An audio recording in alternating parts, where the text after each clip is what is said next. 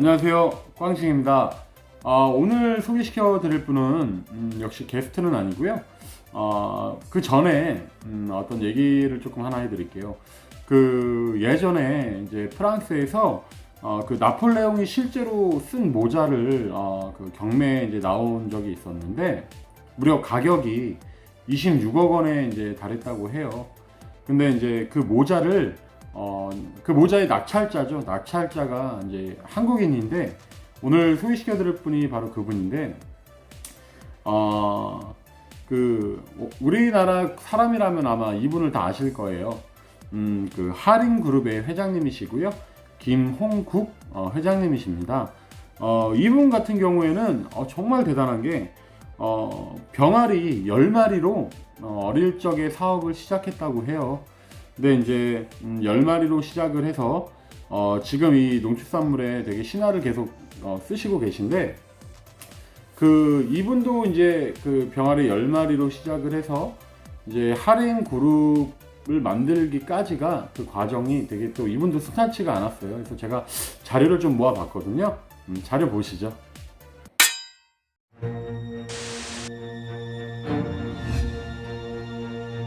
2014년 11월 프랑스의 퐁텐블로 오세나 경매장에 세계인의 관심을 집중시킨 물건이 모습을 드러냈다. 프랑스의 영웅 나폴레옹이 착용했던 모자였다. 낙찰가는 모자 경매 가격 사상 최고액인 26억 원. 가격과 함께 화제가 된 것이 하나 더 있다. 낙찰자가 바로 한국인이라는 것. 거금을 들여 모자를 손에 넣은 주인공은 하림 그룹의 김홍국 회장이다. 평소 불가능은 없다는 나폴레옹의 정신을 높이 샀다는 김홍국 회장. NS 홈쇼핑, 펜오션, 올폼, 멕시칸 치킨 등 계열사 58개, 자산 규모 10조 원. 재계손이 38위에 달하는 기업으로 키워내며 농축산 산업의 신화를 쓰고 있는 김홍국 회장의 독심 있는 경영 이야기를 들어본다.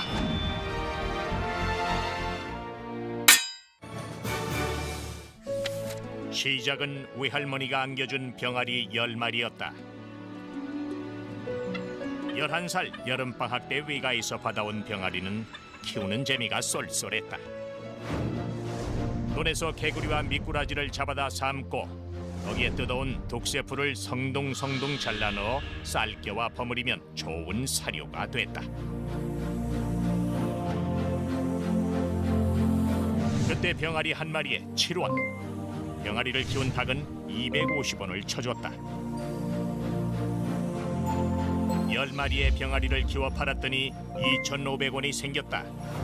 다시 병아리 100마리를 사고도 1,800원이 남았다. 하림의 성공 신화는 이렇게 놀이 삼아 키운 닭에서 시작됐다. 병아리를 부화를 해서 다시 닭으로 키워가지고 그 닭을 다시 알을 낳게 해가지고 병아리를 키우고 그런 식으로 불려서 돼지를 사고 그 돼지를 여러 마리 만들면 다시 이제 소를 살 수 있고. 중학교에 들어가서는 턴슬레이트 조각들로 얼기설기 돼지 마구를 만들고 돼지도 키웠다. 돼지의 사료는 물엿 공장에서 나온 곡물 찌꺼기였다. 곡물 찌꺼기를 얻기 위해 김홍국은 새벽 5시에 일어나 손수레를 끌고 6km나 떨어진 물엿 공장으로 향했다. 누가 시키지도 않은 일이었다. 그저 이 일이 좋아서 무조건 했다. 일이 농림고를 다닐 땐 시쳇말로 잘 나갔다. 수업을 하고 있으면 복도에서 그를 찾아 서성대는 아저씨가 있기도 했다. 닭을 키우는 농장의 총무 책임자가 결제를 받으러 온 것이었다. 그의 회사엔 어른 직원이 10명 정도 있었다. 직원도 그 농구 친구들 데려다가 일시키고 월급 주고.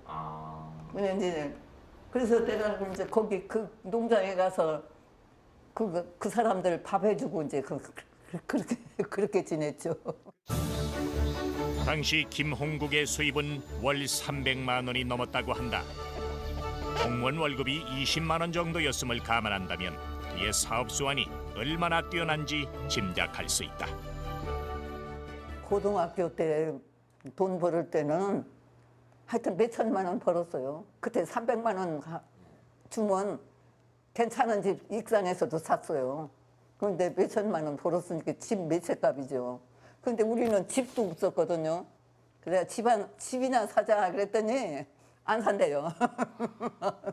그 돈 가지고 양계장 짓자고요. 하지만 젊은 혈기는 그를 방황하게 만들었다. 친구들과 함께 밤이면 술집으로 향하는 일이 잦았다. 그렇게 3년쯤 지날 무렵 닭과 돼지의 가격이 잇따라 폭락했다.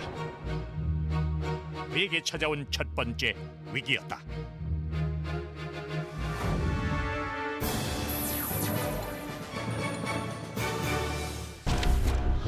(1982년) 닭값 폭락 파동이 일어났다. 사료값을 충당하기 위해 빌렸던 돈을 받으러 빚쟁이들이 김홍국을 찾아왔다. 그는 그때마다 몸을 피해 돼지 마구에 숨었다. 교직에 있던 형님들이 빚 보증을 서주면서 빚쟁이들은 이자를 당분간 받지 않겠다며 사라졌다. 처음부터 다시 시작해야 했다. 양계 사업을 접고 식품회사에 취직해 재기를 꾀하던 그는 6년 만에 빚을 다 갚아냈다. 다른 선택은 없었다. 다시 축산업을 시작한 김홍국은 또 지게질을 하고 손수레를 끌었다. 새벽 대바람에 일어나 다른 사람이 아침을 먹을 무렵에 한나절 할 일을 미리 해뒀다. 그 열정은 지금도 제가 생생합니다. 장화를 신고 농장을 다니면서 닭똥도 치우고 또 먹이도 주고 아주 활달한 눈망울이 그냥 살아있으신 그런 분이셨습니다. 이후 사업은 무섭게 성장했다. 그가 30살이 넘었을 때 키우는 닭은 수십만 마리에 달했다. 하루 매출도 1,000만 원을 넘었다. 운때도 맞아들었다. 1986년 아시안게임과 1988년 서울올림픽이 개최되면서 치킨 체인점들이 급속히 늘기 시작했다. 닭고기 수요가 급증하던 시기에 편승해 하림의 산업은 급성장했다. 프랜차이즈 업계가 여기저기서 막 발생을 하고요. 이렇게 되면서 이제 그들이 요구하는 그 수요와 공급이 맞아 떨어지기 시작했던 거죠. 그래서 저희 하림 식품에서 87년부터 운영을 했지만 매년마다 엄청난 매출액이 성장을 했습니다. 필연이었을까?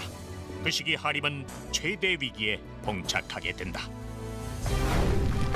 익산시 망성면에 세운 아시아 최대의 도계 가공 공장이 화재로 전소한 것이다. 엎친 데 덮친 격으로 그해 조류 인플루엔자가 전국을 휩쓸고 지나갔다. 이문용 사장의 마음은 흔들렸다. 혼자 중얼거리기 시작을 했어요. 저 3개월을 못 버틸 수도 있는데 지금 상황이라면. 이제 그 얘기를 들은 제 아내의 답변이 걸작입니다. 당연히 가야 되지 않아요? 약속인데. 아내의 뼈아픈 지적과 함께 대한민국의 축산업에 미칠 악영향도 눈에 선했다. 만약 하림이 잘못된다면 대한민국의 닭고기 산업은 20년 이상 퇴보할 게 뻔했다. 그는 흔들렸던 마음을 다잡고 하림으로 향했다. 회사는 어수선했고 난관을 타개할 뾰족한 방안도 보이지 않았다. 결단이 필요했다. 이문용 사장은 과감히 닭고기의 판매 단가를 인상하기로 결정했다. 매출도 줄어있고 또 과잉 생산되어 가지고 가격이 굉장히 낮아 있을 때이기 때문에 경영의 위기였었을 겁니다. 가격을 올리면은 업계가 무너질 수도 있다. 또는 어느 한 회사가 도산할 수도 있다는 얘기가 있었지만 그 위기에서 내려야 되는 결정은 분명히 필요한 거죠. 올려도 무너지고 올리지 않아도 무너지는 것이라면은 올리고 나서 문제를 수습하는 것이 쉽다 해가지고 가격 인상을 단행하게 되죠. 이문용 사장에게 내부 수습을 맡긴 김홍국 회장은 공장을 재건할 방법을 찾아 사방을 헤매고 있었다. 하지만 이미 하림은 재기가 어려울 것이란 소문이 퍼진 상태였다. 대출은 어려워 보였다. 뭐 공장이 다 불타버려가지고 무일푼이 된 사람한테 쉽게 돈을 빌려주려고 그러겠습니까? 근데 이제 그 은행 지점을 찾아다니면서 지점장들한테 안 그래도 그 공장을 이제 낡아서 노후화해가지고 새로 지을 판이었다. 그러니까 이참에 아예 공장을 신설해서 새로 짓고 나면 생산성도 높아지고 해서 훨씬 좋지 않겠느냐 하고 설득을 했다고 그럽니다. 뭐 집요하게 설득을 했겠죠. 그 지점장 수준에서 납득을 했다고 그러는데 알겠습니다 하고 돌아가 계십시오 했는데 며칠 후에 전화가 와가지고 밑에 직원들이 반대를 합니다. 그래서 다시 찾아가가지고 그 반대하는 일선 직원들 그 밑에 직원이 다시 반대하면 그 밑에 직원 이렇게 찾아다니면서 계속 설득을 한 끝에 은행 대출을 받을 수 있었다고 그럽니다. 신공장 건설로 생산성이 향상되자 오히려 가격 경쟁력이 강화되면서 하림의 입지는 더욱 튼튼해졌다. 그 긍정적인 생각하고 도전이라는 두 단어가 아마 저한테도 계속 자리 잡고 있었던 것 같습니다. 그러다 보면 실제 위기 왔을 때 분명히 해낼 수 있다고 그것은 돌파할 수 있는 단지 장애물이지 그것 때문에 무엇을 포기해야 된다는 것은 절대 아니었고요. 그렇기 때문에 뭐 직원들하고 같이 건너뛸 수 있었던 것 아닌가는 합니다. 하림의 오늘을 만든 원동력은 현재에 안주하지 않고 위기가 와도 좌절하지 않으며 끝없이 도전해야 한다는 신념이다. 된다고 믿으면 결국 된다고 말하는 김홍국 회장과 이문용 사장.